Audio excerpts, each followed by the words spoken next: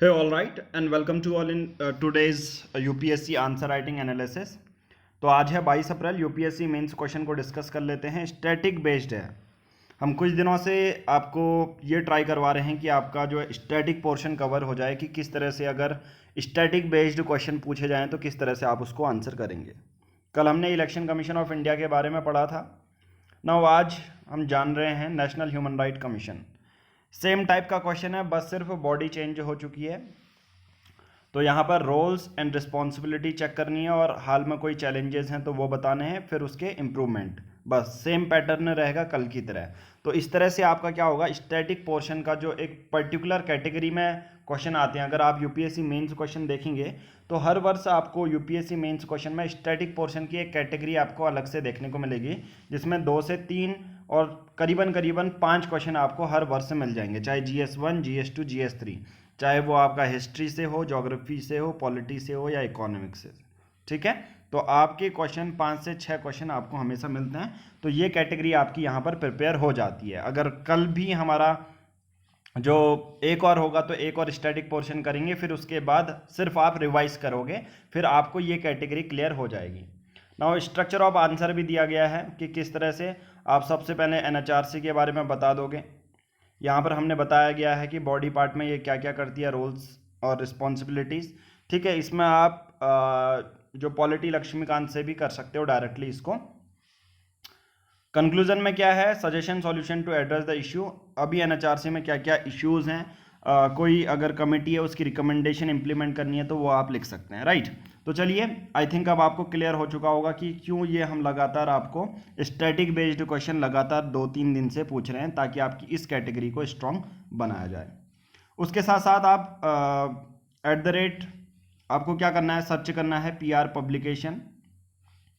Telegram application download करनी है, search box में टाइप करना है और इस फ्री ग्रुप से ज्वाइन हो जाएंगे।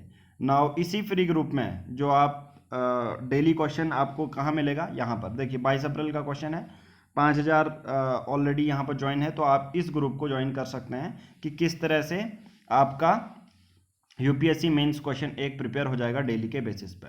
अगर आप चाहते हैं डेली के बेसिस पे हमारा ईयरली प्लान ज्वाइन करना, तो date wise daily answer writing group, 6 to 12th notes, ये आपको मिल जाएगा। NCERT test series, CSET video course, ये आपको एक साथ मिल जाएगा। लेना बहुत सिंपल है, दिए गए नंबर पर गूगल पे, फ़ोन पे करेंगे, जो भी पेमेंट करेंगे उसकी स्क्रीनशॉट सेम नंबर पर व्हाट्सएप करनी है और हम आपको अपने प्राइवेट ग्रुप से ऐड कर लेंगे, राइट।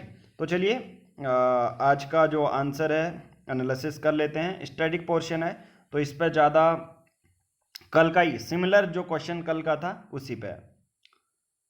नाउ आपने यहाँ पर सबसे पहले इंट्रोडक्शन दिया है और फिर उसके बाद स्पेस दिया है, आयोग की भूमिका बताई है कि हाल ही में पश्चिम बंगाल के आसनसोल में घटित सांप्रदायिक हिंसा के दौरान आयोग ने स्वतः सुओ मोटो लिए हेतु स्पष्ट भूमिका को प्रदर्शित किया। सुओ मोटो का मतलब होता है कि ऐसा नहीं है कि यार पिटीशन डाली गई या कंप्लेन की गई। सुओ मोटो का मतलब होता है कि इस सिचुएशन को खुद देखती है वो कमीशन और खुद ही एक्शन लेती है। तो आपने सबसे अच्छा रिस्पॉन्सिबल यहाँ पर चीज़ें दी गई। सुओ मोटो का बहुत बेस्ट एग्जाम्पल है, ठीक है, कि NHRC सुओ मोटो स्टार्ट करती है, ठीक है।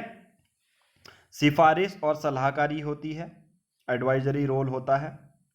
मलीमत जो कमेटी है उसका आपने जिक्र किया है यहाँ पर, ठीक है। तो यहाँ पर बेस्ट आपने चीज़ें लिखी गई हैं। जिम्मेदारियाँ क्या क्या हैं कि ऑल ओवर इंडिया में, पूरे भारतवर्ष में कहाँ भी मानव अधिकार का वायलेशन हुआ तो NHRC देखती है।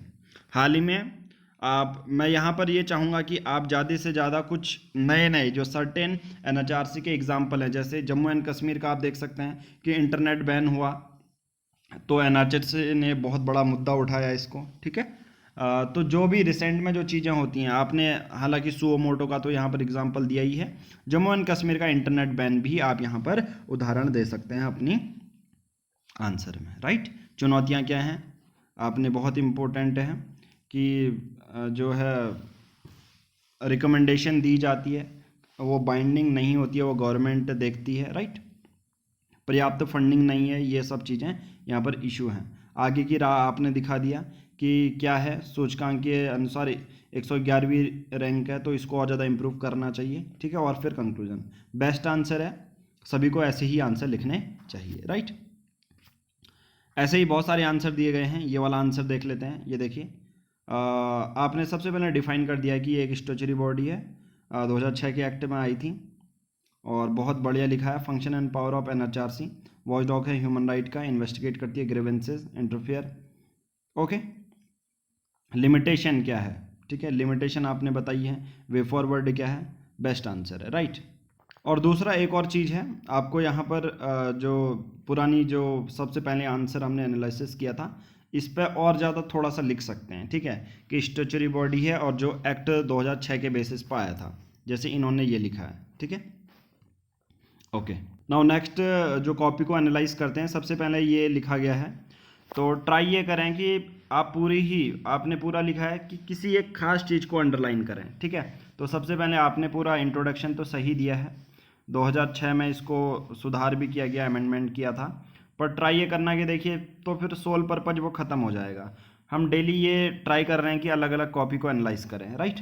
तो आज इस कॉपी को एनालाइज करते हैं, बट आपका देखिए जो अंडरलाइन का सोल पर्पज है वो ख़त्म हो रहा है, बाकी आपका आंसर सही है, ठीक है, पॉइंट सही लिखे हैं। थोड़ा सा ये ट्राई करना कि बॉडी पार्ट में ये स्पेस जो नॉर्मल स्पेस है उससे कम दें, ये आपने स्पेस दिया, ठीक है, इसके बाद थोड़ा सा स्पेस ना दें, ठीक है। बॉडी पार्ट में भी ये ध्यान रखना है कि प्रॉपर एक आंसर राइटिंग होती है, तो ऐसा नहीं कि यार हमें 2.5 पेज लिखने हैं तो मैं स्पेस दे दूं, ब्लैंक दे दूं, एक प्रॉपर फॉर्मेट होता है, ठीक है। जहाँ पर ये आपने पूरा अच्छे से लिखा है, वैसे ही इसमें स्पेस आपने कुछ ज़्यादा ही दिया हुआ है। एक्चुअल में आंसर राइटिंग इसे ही कहते हैं कि ये देखिए कितना ज़्यादा स्पेस दिया है यहाँ पर, तो फिर वो ऐसा लगता है कि आपने सिर्फ पैराग्राफ में सिर्फ लाइन का स्पेस दिया है, और यहाँ पर आपने पूरे ही अंडरलाइन कर दिए हैं, तो ये ख़त्म है। तो आपको क्या क्या इंप्रूवमेंट करनी है कि बॉडी पार्ट में, ठीक है, आपने पॉइंट तो ठीक लिखे हैं, क्योंकि पॉइंट तो हम हमेशा ही समझा देते हैं आपको, राइट।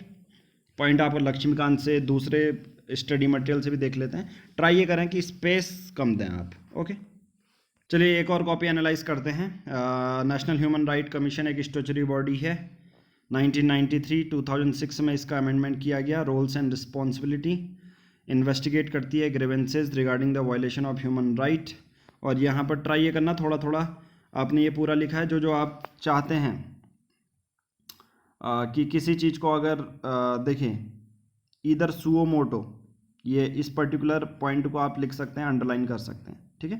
ट्राई ये करना, आपकी कॉपी में क्या कमी है, पॉइंट अच्छे लिखें, सिर्फ अंडरलाइन कर दें कि एग्जामिनर आपका पूरा पॉइंट पढ़ने का उसके पास टाइम नहीं है, सिर्फ आप क्या करो, अंडरलाइन कर दो, ठीक है। इट है the power of the civil code, ये देखिए यहाँ पर सिविल कोड को अंडरलाइन कर सकते हो, ठीक है। दूसरा, NHRC works in the spread human right literacy among various section of the society. Issue क्या क्या हैं आपने लिखे हैं, बहुत अच्छे। लिमिटेशन है, मैकेनिज्म ऑफ इन्वेस्टिगेशन का मैकेनिज्म नहीं है। NHRC can only make recommendation without the power to enforce, हाँ इन्फोर्स नहीं कर सकता, ठीक है, ओनली मेक रिकमेंडेशन, इस पर्टिकुलर को कर सकते हो। सजेशन है, there you to revamping NHRC, more effective बना सकते हैं। NHRC efficacy can be enhanced, government of commission decision are made enforceable, right, binding होने चाहिए। तो इस तरह से कुछ स्ट्रेटजी हम सुधार ला सकते हैं कि अगर कोई रिकमेंडेशन 2 से 3 बार या एक्स्ट्रा रिकमेंडेशन दे दी गई तो बाइंडिंग तो नहीं होनी चाहिए सरकार पर इन्फोर्सेबल क्या खुद उस पर पावर होनी चाहिए। फिर आपने कंक्लूजन लिखा है, आप में बस यही है कि सही लिखा है, बस अंडरलाइन करें, ओके। चलिए आज की इस वीडियो में इतना ही करेंगे, धन्यवाद।